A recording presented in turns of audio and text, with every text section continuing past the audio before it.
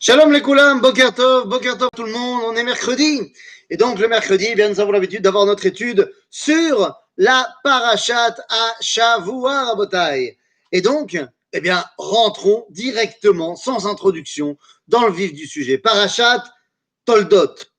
Et alors, la première question qu'on doit se poser, et c'est une question générale, pas seulement sur notre parasha, mais une question générale. Peut-être l'une des difficultés, vous savez, quand on écrit un ouvrage, quand on écrit un commentaire, quand on écrit quoi que ce soit, c'est de trouver le titre. Eh oui, parce que le titre doit être en condensé tout ce qu'il y a dans le bouquin. Donc c'est compliqué de trouver un titre. Moi, personnellement, quand je prépare un chiour, ben, ça va me prendre presque autant de temps de trouver le titre que de préparer tout le cours. Et j'exagère presque pas. La tradition d'Israël va donner des titres à nos parachiotes. Oui, évidemment, ça n'a pas toujours été la même séparation, mais quand on parle de notre séparation, qui a quand même un bon 1000 ans derrière elle, eh bien, la tradition juive lui a donné des titres, leur a donné des titres à ses parachiotes. Et donc, on a l'habitude de se dire que le titre, c'est en fait le premier mot important de la paracha. Ça a du sens, pourquoi pas ne pas faire un condensé de la paracha, mais le premier mot qui est important. Ok, mais à ce moment-là, nous nous trouvons devant un problème. Notre paracha commence en disant Ve'ele Toledot Yitzhak. Et voici les engendrements de Yitzhak, fils d'Abraham, ainsi de suite. Et donc, on a décidé d'appeler cette paracha Toldot. J'ai envie de te dire, la malo. Toldot, les engendrements, c'est pas mal. Nachon. Mais le problème, c'est qu'il y a quelques semaines, pour être exact, il y a un mois, il y a 4 semaines, eh bien, il y avait une autre paracha. Une autre paracha qui, elle, disait Ve'ele Toledot Noach. Les mêmes mots. Ve'ele Toldot, le nom change. Seulement, là-bas, à l'époque, eh ben, on n'a pas appelé la paracha Toldot. On a appelé la paracha Noach. Ve'ele Toldot Noach, on a appelé la paracha Noach. Donc, de deux choses l'une. Soit tu appelles notre paracha Yitzhak, Ve'ele Toldot Yitzhak, ou alors, la première, tu l'appelles Toldot 1, et ici, tu l'appelles Toldot 2. Et la tradition juive nous explique que non. La première s'appellera Noach, ici, elle s'appellera Toldot. Le premier mot important de la paracha, à l'époque de Noach, à l'époque de l'antédéluge qui va amener au déluge, eh bien, celui qui est central et important, le héros de l'histoire, c'est Noach. Ici, dans notre paracha, le héros de l'histoire, ce n'est plus Yitzhak. Celui qui va dévoiler Akadosh Baruch Hu dans le monde à ce moment-là du film, c'est les Toladot, les engendrements de Yitzhak, en l'occurrence, Yaakov et Esav. En d'autres termes, si là-bas elle s'appelait Noach, ici elle devra s'appeler Toldot, sans aucun problème. Alors, concentrons-nous justement sur ces Toladot. L'histoire est absolument incroyable, comme si elle ne se répétait pas. Rivka, comme Sarah avant elle, n'arrive pas à avoir d'enfant. Yitzhak va prier. D'ailleurs, c'est assez bizarre.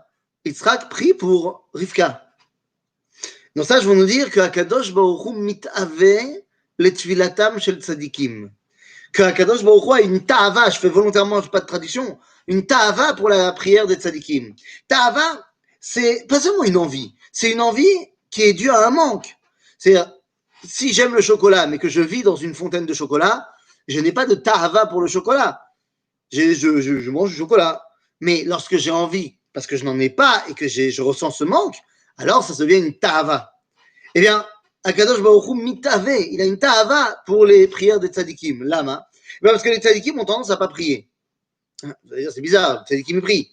Non, non, les vrais tzadikim, comme Yitzhak, ils ont tendance à accepter tout ce qui arrive en sachant que ça vient de Akadosh Baruch Hu. Et donc Yitzhak, par excellence, il est midatadin. Donc pour lui, la rigueur, si Dieu ne lui a pas donné d'enfant, Dieu ne lui a pas donné d'enfant. Le Rav Ben Ezra dira que si une paracha porte le nom d'une personne, c'est pour dire qu'il ne représente pas un exemple pour les générations, et il prend ton exemple. J'ai pas compris. Si la paracha porte le nom d'une personne, c'est pour dire qu'il ne représente pas un exemple pour les générations. Ah, j'ai compris ce que tu dis. Tu dis Noach. J'ai compris. Noach, c'est pas un exemple pour les générations. De la même façon, tu diras Korach, c'est pas un exemple pour les générations. Shikushia, Maïm Yitro. Yitro n'est-il pas un exemple pour les générations de tous les non-juifs qui ont décidé de s'attacher au peuple juif? Kushia. Kushia, il faudra que tu demandes au Rav Ben Ezra comment il répond à Yitro. Quoi qu'il en soit, Rabotai, dans notre histoire, comment ça se fait que le tzaddik ne prie pas? Parce qu'il est matzdik et adin. Il accepte avec plaisir tout ce que la Kadosh Baruch Hu lui fait. Donc, il ne m'a pas donné d'enfant, il m'a pas donné d'enfant. Aval, Yitzhak est censé être un des patriarches. Il n'y a rien de plus absurde pour un père de ne pas avoir de fils. Il va donc mettre Yitzhak et Rivka dans une situation absurde pour les obliger à prier. Et finalement, eh bien, ça marche. Ça marche. Vatar Rivka Ishto. Elle tombe enceinte. Et là, nous rentrons dans le vif de notre paracha. Vous savez, avant qu'on lise les versets, nous connaissons l'histoire de Yaakov et Esav, et on sait que Esav c'est le méchant et Yaakov c'est le gentil. On a l'habitude de voir tout d'un coup, on n'a même pas commencé à lire quoi que ce soit. Yaakov c'est le bon et Esav c'est la brute. Pas du tout. Je te rappelle qu'il est retourné chez lui et n'a pas suivi la destinée d'Israël. Ah, mais mon ami, Yitro, c'est pas qu'il est retourné chez lui et qu'il a décidé de redevenir idolâtre. Yitro, certes, c'est une marloquette s'il s'est converti ou pas, mais le Mandé Amar qui ne s'est pas converti, on nous dit qu'il est parti pour les gaillères Béné ou Mato. Pinchas également, il ne prendra pas la direction d'Israël. J'aimerais bien voir ça. Pinchas est celui qui reçoit Brit Keunat Olam. Tous les Kohanim Gdolim doivent sortir de Pinchas, et lorsqu'ils ne sortent pas de Pinchas, ça part en cacahuète, comme Elia Cohen. Donc, vraiment, il faut que il va falloir que je te demande, Bevakasha, d'aller demander au Rav Ben Ezra, parce qu'on ne peut pas rester sur cette marloquette terrible. Donc, je demande au Rav Ben Ezra en quoi Pinchas n'est pas un exemple pour le peuple juif, et en quoi Yitro n'est pas un exemple, pas pour le peuple juif, mais pour le monde entier. Ok? Donc, je te serai gré de bien vouloir aller lui demander. Mazakashur! Excuse-moi, ça n'a rien à voir. Tu me dis dans ce paracha, on t'apprend que le successeur de Moshe, c'est Yoshua. Et alors? Le rôle de Pinchas n'est pas d'être le successeur de Moshe. Le rôle de Pinchas, c'est d'être le successeur de Aaron. Et il a réussi à être le successeur d'Aaron. Donc, je ne vois pas en quoi il n'est pas un exemple à suivre pour tous les Kohanim. Donc vraiment, je te demanderai d'aller lui demander. Quoi qu'il en soit, Rivka tombe enceinte. Et j'ai dit, on ne peut pas... non, il n'aurait pas pu. On ne peut pas voir simplement Yaakov comme étant le bon et Esav comme étant la brute. Il va falloir qu'on aille un tout petit peu au-delà de ces apparences. Vaitrotsetsu abanim bekirba. Avant de traduire le verset, de l'expliquer, comprenez-moi bien, à l'époque, aussi fou que cela puisse paraître, il n'existe pas encore d'échographie. Donc, Rivka, à la base, n'est pas censée savoir qu'elle a 2 enfants dans le ventre. Si on ne lui dit pas, elle ne le sait pas.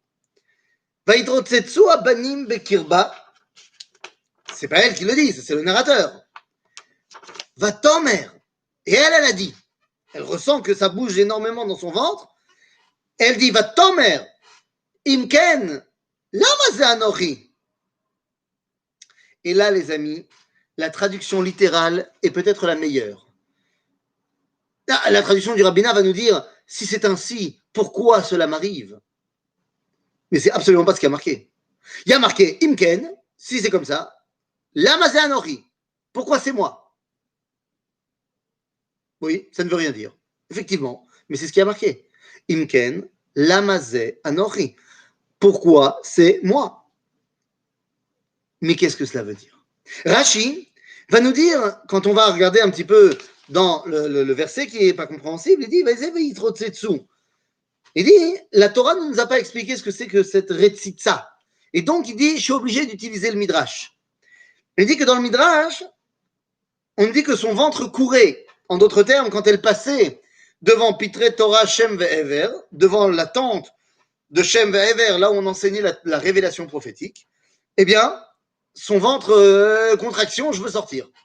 D'un autre côté, quand elle passait devant les Pitré Avodazara, devant les temples d'idolâtrie, eh bien, son ventre, il voulait sortir. Elle ne sait toujours pas qu'elle en a deux. Et ça, je veux que vous compreniez bien, c'est très important.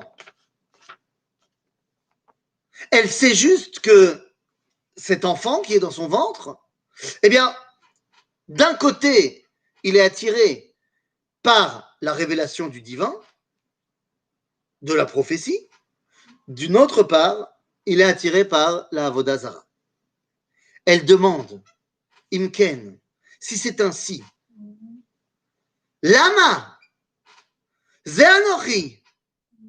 Oui, j'ai changé la ponctuation, mais comprenez bien de quoi il s'agit. Il y a deux façons de percevoir le dévoilement divin. Une qui s'inscrirait dans ce monde et l'autre qui le comprendrait comme étant extérieur et au-delà du monde. Le dévoilement de Dieu, Baolam Hazeh, lorsqu'on prend Dieu comme étant uniquement Baolam Hazeh, c'est de l'idolâtrie. Parce que c'est limiter Dieu à ce monde. Mais d'un autre côté, on ne peut pas nier qu'il y a un dévoilement de Dieu, Baolam Hazeh. Comment s'appelle-t-il Dieu quand il se dévoile comme étant le maître de ce monde-ci? Eh bien voilà, quand il est le maître de ce monde-ci, nos ancêtres dans le désert en Égypte, enfin dans le désert, non, quand ils sortent d'Égypte, eh bien il y a Kriyat Yamsouf, l'ouverture de la mer qui n'est pas rouge, et à ce moment-là, ils voient que Dieu est le maître du Olam Hazeh, et donc à ce moment-là, ils disent Zé Eli Ve'anveu. Ça, Zé, c'est mon Dieu. En d'autres termes, le nom du dévoilement de Dieu lorsqu'il montre sa domination du Olam Hazeh, c'est Zé. Zé, c'est le nom de Dieu, Baolam Hazeh. D'ailleurs, nos amis grecs l'ont très bien compris puisqu'ils ont nommé le patron du panthéon grec Zeus. Zé. Zéou Zé. D'un autre côté, lorsque Dieu se dévoile de manière prophétique, lorsqu'il montre qu'il n'est pas seulement dans ce monde-ci, mais qu'il va donner quelque chose qui est du domaine de l'éternité, à savoir la Torah, la Nevoua, Dvar Hashem, à ce moment-là, il se fait appeler Anochi. Anochi Hashem Elohecha. Asher hotzeticha me'eretz Mitzrayim. En d'autres termes, il y a ici deux dimensions du dévoilement de Dieu. Zé, dans le Olam Hazeh, Anochi, dans le Olam Abba, on va l'appeler ça comme ça, Olam Ha'elyon. Rivka, elle sent que son ventre, quand elle passe devant Pitrei Torah Shel Shem Ve'ever, c'est-à-dire ceux qui transmettent la tradition de la révélation de l'éternité, ça veut sortir. Lorsque elle passe devant les Pitrei Avodah Zara, donc de la révélation dans ce monde-ci, ça veut sortir. Donc elle dit, Imken, si c'est comme ça, c'est qui le Dieu de cet enfant qui va naître? Lama, Zé ou Anochi? Zé ou Anochi? Rachid terminera en disant, Vayu merivim, dans le ventre, Mazé vayitrotsetsu abanim bekirva, Ayu merivim benachalat shnei haolamot. Et là, comprenez-moi bien, on a l'habitude de dire, d'après cette explication de Zé, Anochi, ça correspond très bien à ce qu'on a l'habitude d'entendre, que Esav, il voulait uniquement ce monde-ci, alors que Yaakov, il voulait le monde d'en haut. Esav, il voulait Tachles, Yaakov, il voulait la Toiré. Mais les amis, soyons un tout petit peu logiques. Si Yaakov, il veut la Torah, Olam HaRuach, et tout ça, et que Esav, il veut Olam Hazeh, et j'ai envie de te dire, ben, il n'y aura pas de problème. Il n'y a aucune raison de se disputer. S'il y a deux objets sur la table, distincts, et qu'il y a deux enfants, et il y en a un, il veut celui-là, et l'autre, il veut l'autre, mais aucune raison de se disputer. Et là, nous dit Rashi, c'est-à-dire que les deux, ils veulent les deux. Certes, Esav a une prédisposition pour Olam Hazeh, mais il veut aussi Olam Haba. Et certes, Yaakov a une prédisposition pour le Olam Haba, mais il veut aussi Olam Hazeh. Et c'est là que la tension va arriver. Et à ce moment-là, Va-t-elle er lidrosh et Hachem? Parce que le seul qui peut répondre à sa question, à Rivka, c'est Hachem. Qui seras-tu pour cet enfant? Vayomer Hachem là. Mazé Vayomer Hachem là. Les amis, Vayomer Hachem là veut dire, et Dieu lui a dit à elle. S'il y avait eu marqué seulement Vayomer Hachem, Shne Goyim bebitnech, on aurait très bien su, c'est-à-dire il y a deux peuples dans ton ventre. On aurait très bien su qu'il parle à Rivka. Donc il n'y a pas besoin de marquer et Dieu lui a répondu à elle, puisque dans la suite de la phrase, on voit bien qu'il lui parle à elle. Donc s'il y a marqué là, ça veut dire velolo. C'est-à-dire que c'est une prophétie que Rivka reçoit qu'elle ne doit pas transmettre à Yitzhak. Rappelez-vous bien de ce que je vous dis maintenant, parce que ça va avoir évidemment une incidence sur la suite. Rivka a une information que Yitzhak n'aura pas.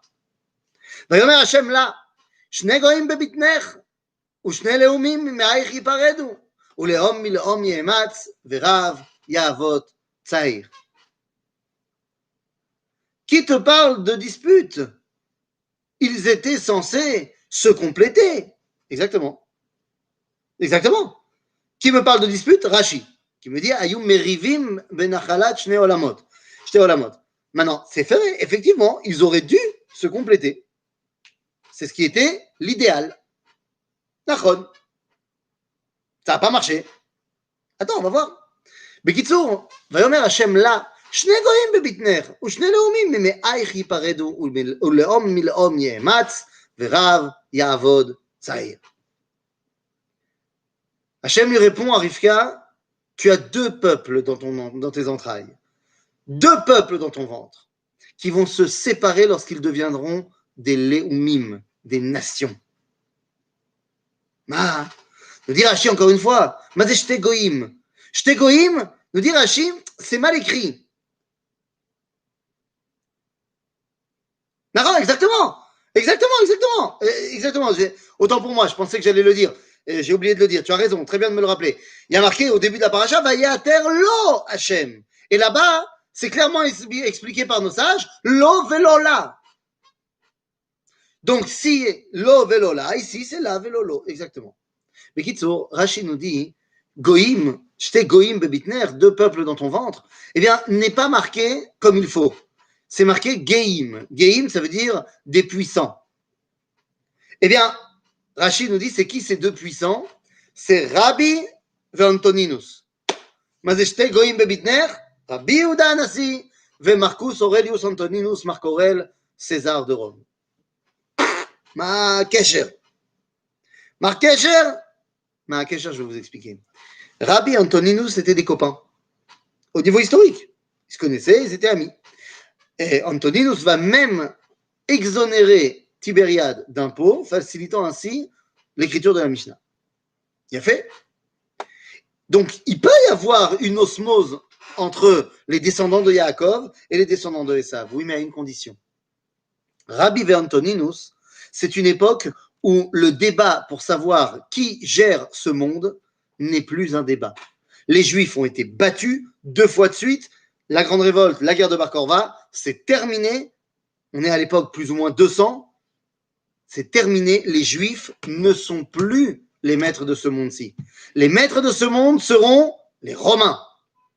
Rabbi sera donc le maître du Olam Abba, du Ruach. Et Marcus Aurelius Antoninus va venir très souvent de poser des questions à Rabbi pour avoir sa vision d'un monde idéal. En d'autres termes, lorsque il y a séparation, que Esav gère Olam Hazé et Yaakov Olam Haba, ils peuvent être copains. Aval ushne leumim mime'aich yiparedu. Mais lorsque les deux ont des velléités nationales, c'est lorsque les deux veulent retrouver leur identité de nation, c'est-à-dire présente dans ce monde, mime'aich yiparedu. À ce moment-là, ils seront obligés de se séparer. Lorsque Yaakov ne se suffit plus du Beth Midrash, mais il veut retrouver son identité nationale, à ce moment-là, eh bien, ça ne marchera pas. Et c'est la raison pour laquelle le Talmud, dans le traité de Megillah, nous dira à la page 6, nous dit, si on te dit Jérusalem est construite et Césarée est détruite, crois-le. Si on te dit Jérusalem est détruite et Césarée est construite, crois-le. Mais si on te dit Jérusalem est construite et Césarée est construite, ne le crois pas. Qu'est-ce que ça veut dire? Césarée, c'était la ville que Hérode a construite au nom des Romains, à l'honneur des Romains, de César. Donc, si tu veux, c'était le fief romain en Eretz Israël. On veut te dire, soit Jérusalem, soit Césarée, qui sont construites dans ce monde. Dans ce monde, tu ne peux pas avoir les deux en même temps. Ça se dispute quand les deux ils sont en revendication nationale. Finalement, Makoresham, eh bien, וימלאו ימי הללדת, והנה תומים בבטנה. ויצא הראשון אדמוני כולו כעדרת שיער, ויקרא את שמו עשיו. ואחר כן יצא אחיו, וידו אוחזת בעקב עשיו, ויקרא שמו יעקב, ויצחק בן 60 שנה בלדת אותם. Nous avons ici deux enfants qui vont naître. Et que les choses soient claires, au moment où ils naissent, ce sont tous les deux les enfants de Yitzhak, les petits-enfants d'Abraham, tous les deux des tzadikim. Bien sûr. Vaïgdelu haneharim. Vaïgdelu haneharim, c'est là que commencent les problèmes. Pourquoi? Me dit le Rav Shimshon Raphaël Hirsch. Pourquoi les problèmes commencent à ce moment-là? Parce que Yitzhak a fait une erreur. Il les a éduqués tous les deux pareils, sans se concentrer sur la différence que pouvait être l'un comme l'autre. Parce que comprenez-moi bien, venons on essaye de se représenter 2 secondes Yaakov et Esav. ויגדלו הנערים ויהי עשיו איש יודע ציד, איש שדה, ויעקב איש תם יושב אוהלים. Alors là, je veux qu'on soit bien clair. Ils ont une quinzaine d'années. Je saute 15 ans en avant dans leur évolution. Je peux t'assurer que Esav, bon, il est au lycée, c'est le beau gosse ultime du lycée. D'abord, il est taillé en V. Le mec, il a une musculature incroyable. Il est le capitaine de l'équipe de foot. Je peux t'assurer que les biscottos, ils sont là. Le mec, il a une barbe de 3 jours, tu sais, comme ça, un petit peu bad guy, mais que toutes les filles raffolent. Il est beau gosse et il a un charisme incroyable. D'un autre côté, il y a son frangin. Ah oui, ce sont des faux jumeaux. Hein. Parce que le frangin, bah, physiquement, c'est pas vraiment ça. Je pense qu'il a, je suis presque sûr qu'il a des lunettes. Il a inscrit au club de littérature de l'école. Et bon, il a des boutons d'acné en termes la méadrine. Hein, on l'appelle calculator. Hein. Donc, si tu veux, c'est barour que, d'ailleurs, tous les matins, quand Yitzhak et Rivka, ils emmènent les enfants à l'école, et ça, il demande toujours à descendre un petit peu avant parce qu'il ne veut pas qu'on le voit arriver à l'école avec Yaakov. Parce que, tu comprends, Yaakov, c'est le souffre-douleur de l'école. Hein. C'est le chnoun. Personne ne le kiffe, il n'a pas de potes. Alors que Esav, attends, il a la classe. Et d'ailleurs, je suis presque sûr que tous les matins, il y a des mecs de l'école qui martyrisent Yaakov, qui l'enferment dans son placard, dans son grenier, dans son casier, tout ce que tu veux. Ah bah oui, c'est ça. Hein. Moi, c'est comme ça que je les vois. Hein. Yaakov ou Ishtam Yoshev Ohalim ou Shalem. Tam, ça veut dire Shalem. Shalem dans quoi? Dans la dimension de la Shevet Ohalim. C'est-à-dire qu'il a pris la dimension de Anochi et il l'a fait sienne à 100%. Esav a décidé de faire sien à 100% Olam As-Sadeh. Yodea Tzaïd ou Ish Sadeh. Nous avons donc ici 2 hommes. 2 hommes qui ont choisi un destin complètement différent. Ils avaient des prédispositions pour cela, mais ils ont décidé d'embrasser ces prédispositions et d'en faire une véritable séparation. Nous avons donc un homme qui est un homme au Beth Midrash et d'un autre côté, un homme businessman qui sait gérer ce monde. Yitzhak, c'est le papa de la famille. C'est lui qui a le rôle de choisir un successeur. Vous avez devant vous un mec qui a un Talmid Racham Gadol, Bémet, mais qui est incapable de travailler, ou un mec qui a un Talmid Racham Gadol, mais qui est incapable de savoir comment on gère un budget. Et vous avez d'un autre côté un mec qui ne connaît pas vraiment tout le Ritva et tout le Rashbod, mais c'est quelqu'un qui gère ce monde. Mais qui tu vas choisir pour guider la famille? Barou! que Yitzhak, il va choisir Esav. On aurait tous choisi Esav. Vayehav Yitzhak et Esav, kitsaïd befiv. La Torah le dit clairement, kitsaïd befiv. Littéralement parce qu'il sait ramener à manger. Il sait être un chef. Il sait être un mec responsable. Rashi vient nous donner une autre explication. Il dit que Esav avait une question fondamentale. Et encore une fois, pour l'instant, on ne sait pas que Esav, ça va être un rachat. Pour l'instant, c'est un tzaddik. Et pour l'instant, c'est le fils de Yitzhak, le petit-fils d'Abraham. Donc, il a des grandes questions. Nous dit Rashi que Esav, il avait une question. Vous savez, Esav, il est assouille, il est chalem, il est parfait. Esav ne peut pas accepter qu'il y ait un dévoilement divin manquant. Et donc, Esav, nous dit Rashi, il avait une question, enfin, c'est Rashi, c'est le Midrash, il dit qu'il y avait une question fondamentale. Il disait, papa, איך מאסרים את המלח ואת התבן? מאסרים לעשר, c'est dévoiler la kedusha qu'il y a dans ce monde. Et ça le comprend très bien. Et donc il dit, ok, très bien.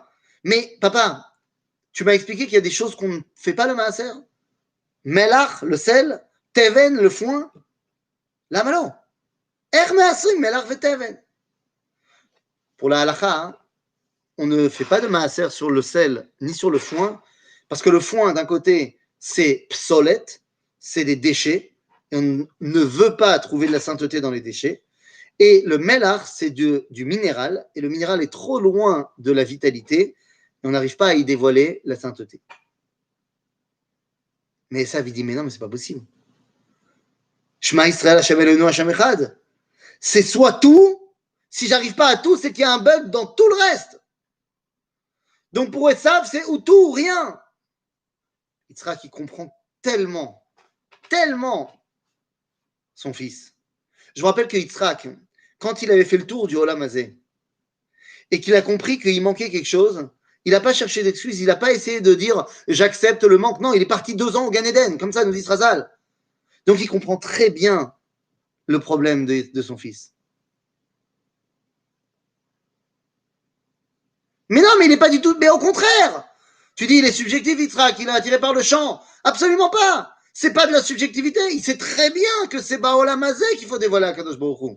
Que Baolam Haba c'est Yafé Meod, c'est calme Midaï. Baolam Hazé, donc Dafka ou Yotze la soir Bassadé. Dafka. Donc c'est pas du tout de la subjectivité, c'est parce qu'il a très bien compris.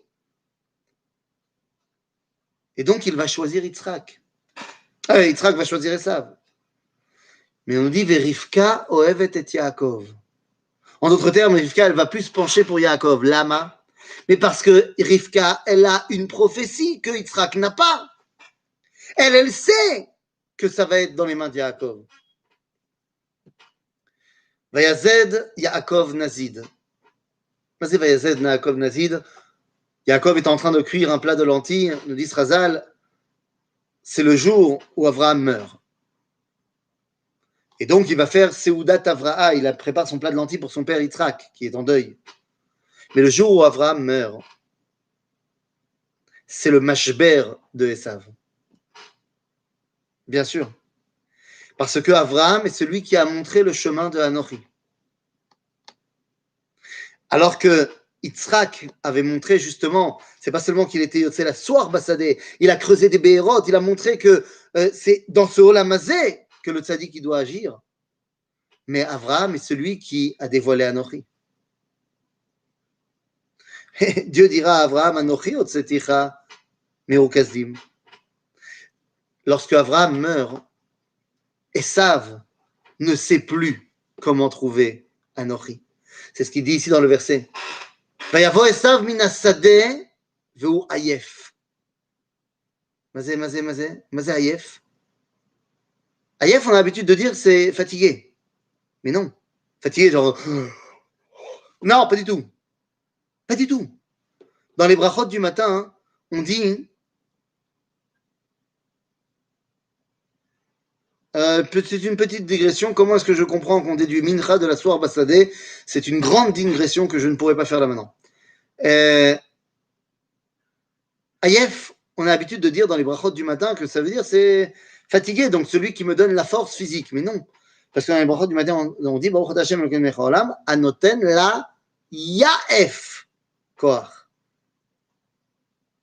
Être fatigué physiquement, c'est yaef. Ayef, comme ici, on peut le retrouver dans le livre de Yov. Ayefa nafshi mimavet. Ayef, c'est la neshama. Umagia min hasadeh. Et c'est là-bas qu'il a essayé de trouver Anochi, והוא עייף, לא מצליח. ויאמר עשיו אל יעקב, אל יתן נא מן האדום האדום הזה. Donne-moi de ce olam הזה, qui עייף אנוכי. Parce que je suis fatigué de chercher Anochi. Je décide que maintenant je ne serai attaché que à olam הזה. Al ken karashmo edom. Le rouge, c'est la couleur de ce monde, la couleur de la vie. בעולם הזה. ויאמר יעקב, מיחק היום את בכורתך לי. Yaakov comprend, tu ne veux plus du tout de Olam HaElyon. Donc finalement, Gama Olam Hazeh, pour toi, il n'a plus d'importance. Puisque le Bechor, c'est celui qui gère Olam Hazeh, pourquoi? Pour le dévoiler, le Bet HaMikdash. Normalement, on parle avant les Kohanim, tout ça. ויאמר עשיו, הנה אנוכי הולך למות. C'est pas lui. Nous, Bémet, parce qu'il n'a pas mangé de la journée, alors il va mourir. Nous, Bémet. Mais non, il a lu Nietzsche. Ainsi parlait Zarathustra. Dieu est mort et j'étais à son enterrement. Il dit Anochi olech lamour. Anochi olech lamout. Et donc il dit Velama ze li bechora. Si je me détourne complètement du dévoilement de Dieu, Olam Elyon, Gam Olam Hazeh, En Chashivut. Il n'y a plus d'importance également à ce monde-ci. ויאמר יעקב ישבע לי כיום וישבע לו וימכור את בכורתו ליעקב. Et à ce moment-là, au moment où Esav vend le droit d'aînesse, vend la Bechora à Yaakov, il se passe quelque chose. Il se passe quelque chose. Une métamorphose est en train de commencer chez Yaakov. Il commence à devenir un peu Esav. Plus tard dans la paracha, ça viendra le moment de donner la bracha, que Yitzhak donne la bracha à son successeur. On a dit, évidemment, il choisit Esav. Finalement, vous connaissez l'histoire, Yaakov va se déguiser et va arriver dans la tente, déguisé avec des peaux de bêtes, déguisé en Esav. Et moi, je comprends pas. Parce que le mec, il a mis des peaux de chèvre sur ses bras, alors ça y est, on se trompe. Même si tu me dis que Yitzhak est aveugle, Asma, il ne va pas reconnaître son fils. Nous dit la Torah que lorsque Yaakov rentre dans la tente, Veloi Kiro, Yitzhak ne le reconnaît pas. Et je veux que les choses soient bien claires. Il n'est pas bête. Il n'est pas sénile, Yitzhak. Quand il rentre dans la tente, nous dit Rashi, Uroé Petar Ganeden. Yitzhak, il n'est pas aveugle. C'est juste qu'il y a certaines choses qu'il ne voit pas et d'autres qu'il voit. Lorsqu'il voit Petar Ganeden, il comprend que cette personne qui vient de rentrer dans la tente, c'est ce qu'il faut. Et il va lui donner la bracha. Mais Uloi Kiro.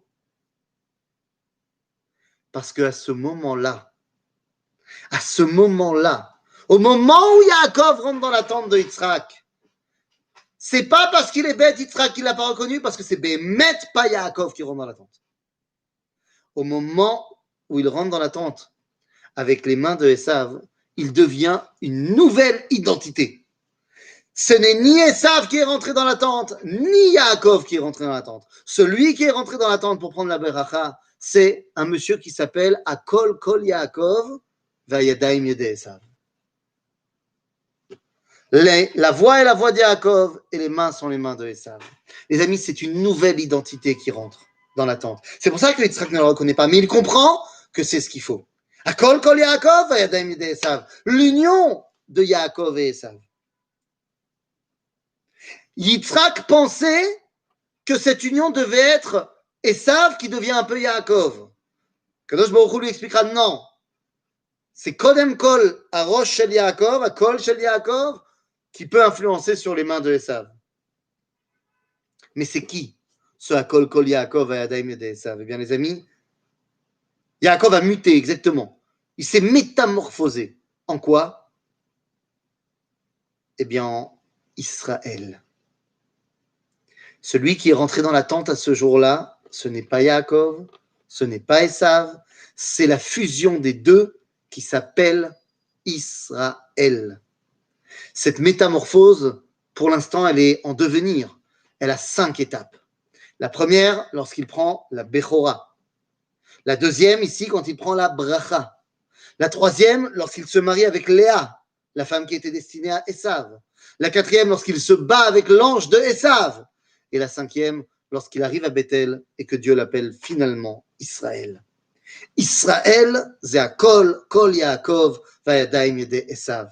Israël est cette dimension qui est la nôtre, qui est capable de dévoiler Zé, Ve, Anochi. Oui, ça aurait pu être réalisé par Yaakov et Esav, qui auraient travaillé main dans la main. Mais puisqu'ils ne travaillent pas main dans la main, alors il faut qu'il y en ait un qui fasse le boulot des deux. La paracha de cette semaine nous explique que celui qui fera le boulot des deux, c'est un Yaakov transformé, qui va prendre les qualités de Esav, les faire siennes et devenir Israël. Shabbat Shalom, les Koulam!